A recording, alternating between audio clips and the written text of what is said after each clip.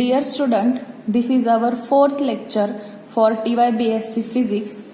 Subject is Classical Mechanics. In previous lecture, we have observed the projectile motion of an body, in which we have discussed all this theory related to projectile motion, that how initial velocity u will resolve into two components, that is Vx and Vy. Initial components of velocity at time t equal to 0 that we have already calculated in previous lecture, which are for along x-axis, or this is horizontal component, V x naught will be equal to u cos theta, and along vertical axis, that is y axis, V y naught is equal to u sin theta. So these are initial component at time t equals to 0.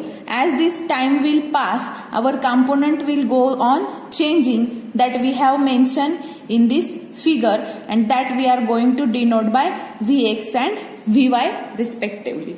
Okay. So now in this lecture we will discuss the horizontal motion of an object in detail, in which we will calculate the equation of motion for the projectile along the horizontal axis, and here we will find equation of path. So to find equation of motion, horizontal component of motion are due to the resistive force, means as your projectile is moving along x-axis, the force acting on the object or acting on the projectile is only the resistive force.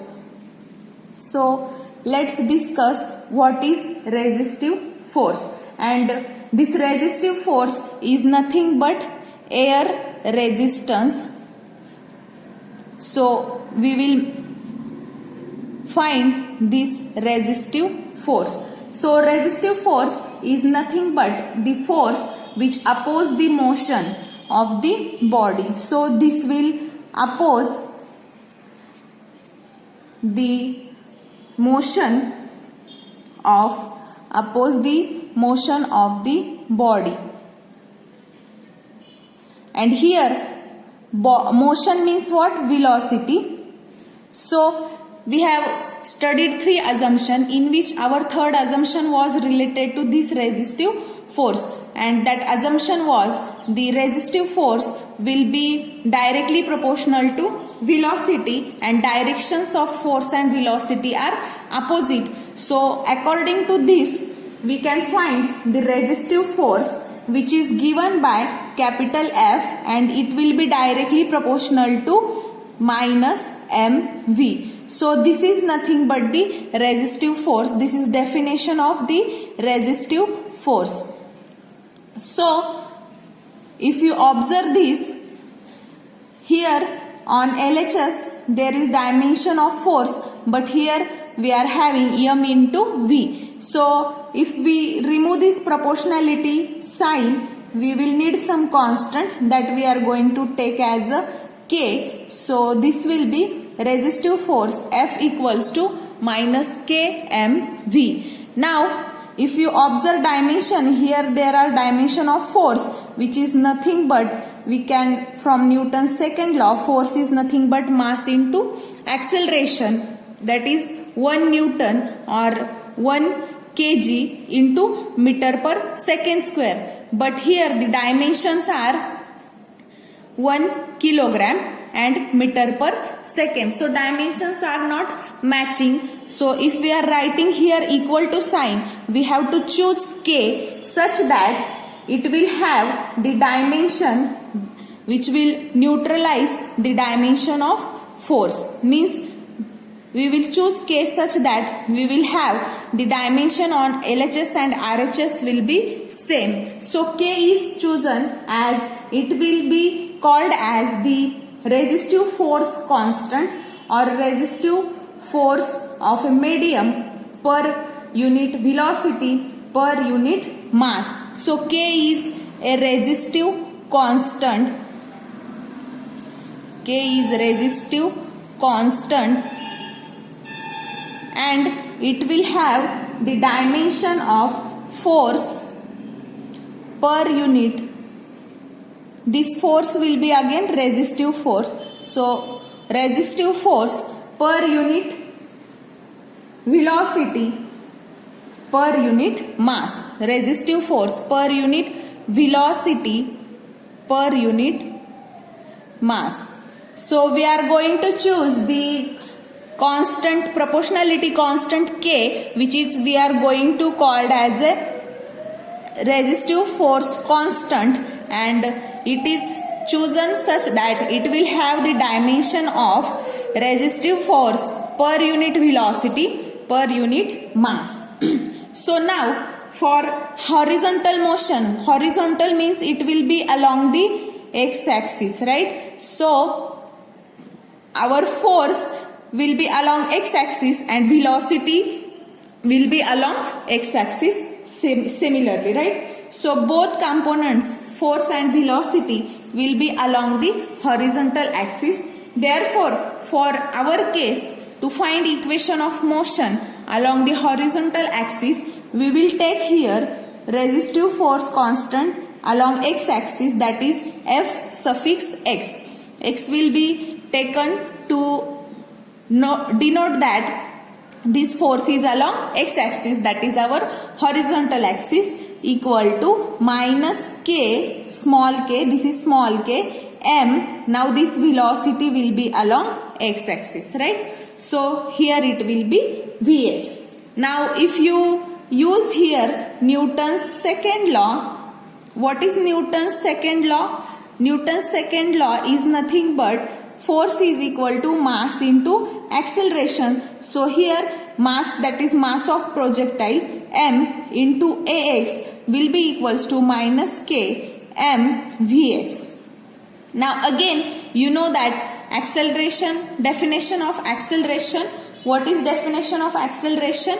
Definition of acceleration is nothing but rate of change of velocity with respect to time is nothing but the acceleration, right? So here we can substitute, instead of a acceleration we can put here dvx upon dt. So I can write m into dvx upon dt. Again here x is due to which direction? Horizontal direction. Okay. So now here we will call this equation as equation 1, that is definition of resistive force. We will call it as equation 1, and this we are going to call it as equation 2. We are giving numbering for our sake of convenience. Okay. So now if you observe both sides, m will get cancelled, and if I rearrange, I am going to take this Vx along LHS and dt on RHS. So I can write dVx upon Vx is equals to minus k dt, right? Let's call me this as equation 3. Now there is derivative on both sides. So if I integrate on both sides, what will we get? If we integrate, here we will get integration. So 1 by Vx, integration of 1 upon Vx is nothing but ln of Vx. So this integration will be ln of Vx equals to minus k.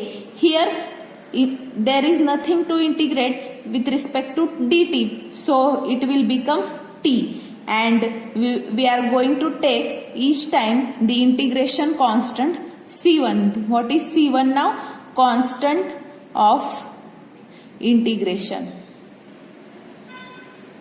Okay. So C1 is constant of integration.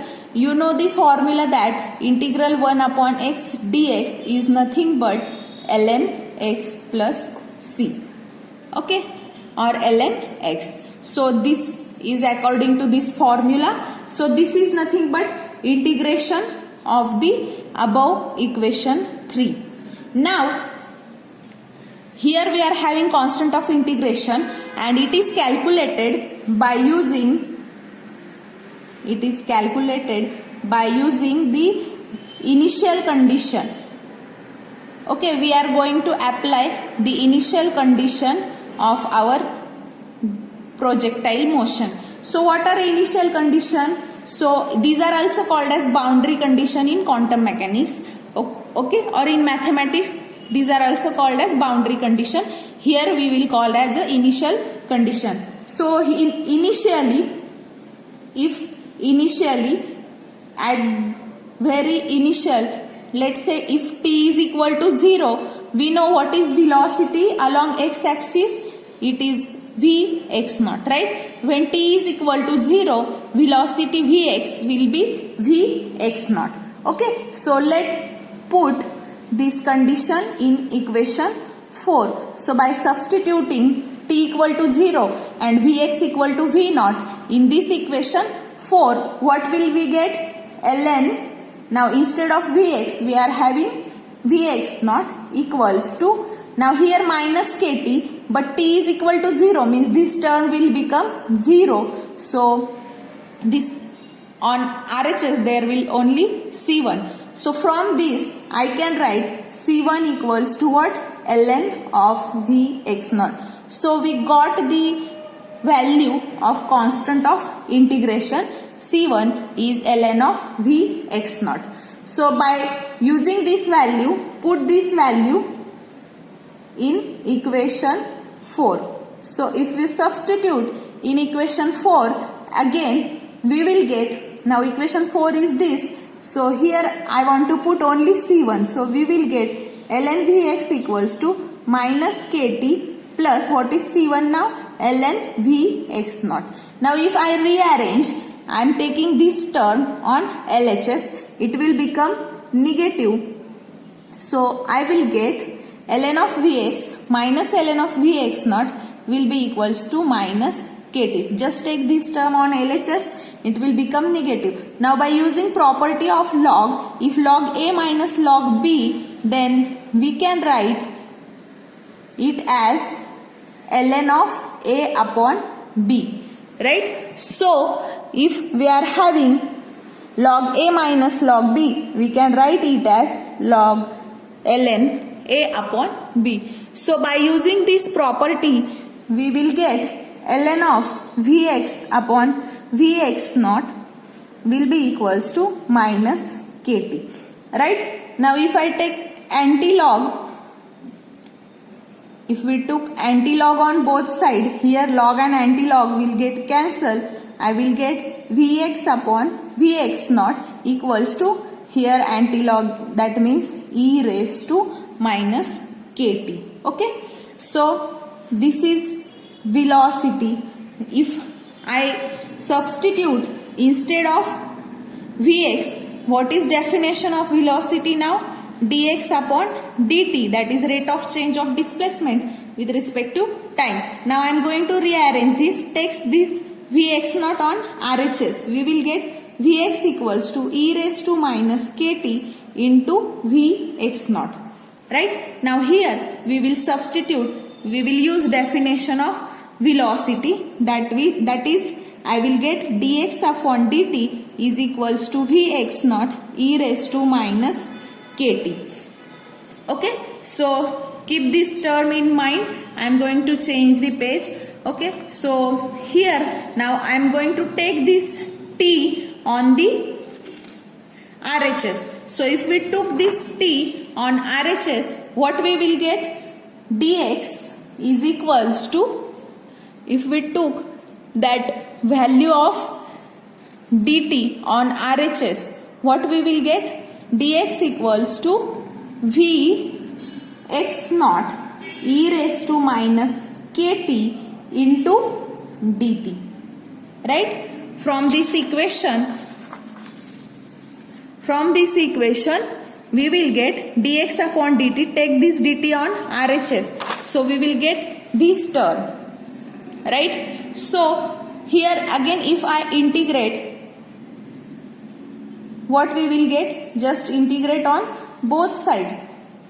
So integration of dx will be x, right? And here Vx naught is constant, write it as it is. Now integration of e raised to x or e raised to kt, this integration will be, you have to take e raised to kt with respect to t. This integration will be e raised to kt upon divided by derivative of this term. Now derivative of this with respect to dt is nothing but minus k plus c. So we are going to use this formula. Okay. Now if you substitute or if you use this formula, you will get here e raised to minus kt upon minus k plus, already we have taken first constant c1. So constant of integration here I am going to use as c2. Okay. So let's find c2 now. How we can find c2? C2 is constant of integration and it can be calculated by using initial condition. So what is initial condition for displacement? What it would be at t equal to 0. What will be displacement at t equal to 0? Displacement will also be 0. That means object is at origin. So substitute this value in equation number 5. I am calling this as equation 5. So put in equation 5. So what we will get? X equal to, now we have to put t equal to 0 and x equal to 0. So Vx naught as it is e raised to kt. Here we are having t. So e raised to 0 and e raised to 0 is nothing but 1 upon k with negative sign plus c2.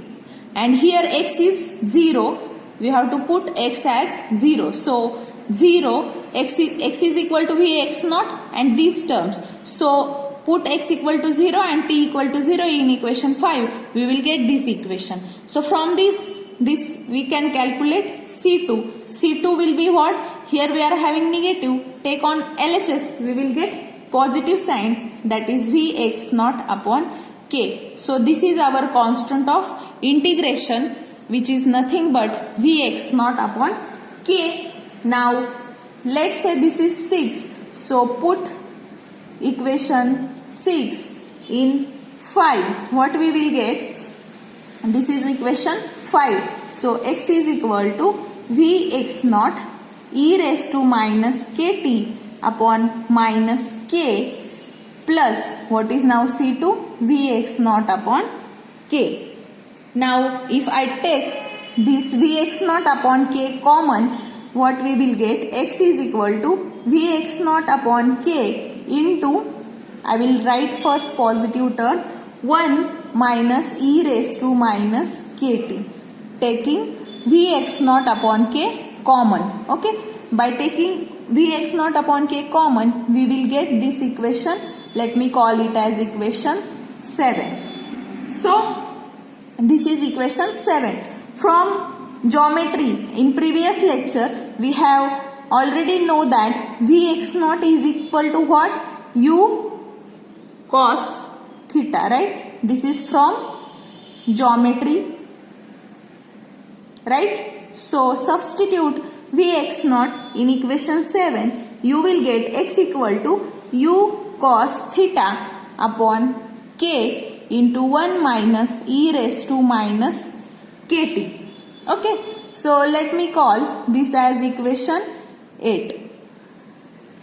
So equation 8 is nothing but the equation of path, or equation 8 will give me the position of a body at any time of instant, at any time t along the horizontal axis, that is x. So equation 8 will give the position, equation 8 will give me the position of the object or a body, that is our projectile, at any time t, right? Here we are having t. So this will be at any time t along which direction?